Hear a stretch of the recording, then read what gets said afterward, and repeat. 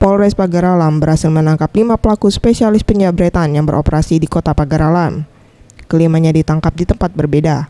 Dalam menjalankan aksinya, para pelaku melakukan aksi kejahatan menjamret disertai kekerasan dengan cara menendang sepeda motor korban kemudian merampas tas milik korban. Dari kelima tersangka ini, 2 diantaranya baru saja keluar dari penjara karena terlibat kasus penganiayaan dan kasus kepemilikan senjata tajam. Sementara 1 pelaku lainnya berinisial SF berusia 17 tahun masih berstatus pelajar SMU di kota Pagaralam.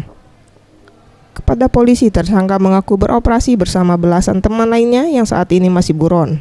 Mereka beroperasi di beberapa titik jalan sepi di kota Pagaralam. Sementara uang hasil menjual barang hasil jamret dibagi-bagi dan digunakan untuk berbelanja.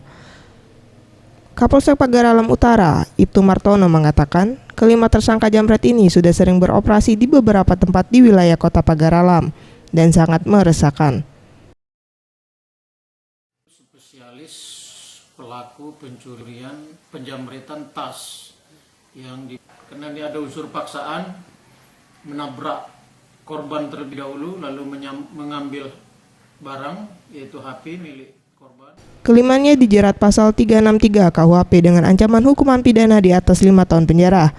Subsidiar pasal 365 KUHP dengan ancaman di atas 7 tahun penjara. Zulfikri, Sriwijaya TV.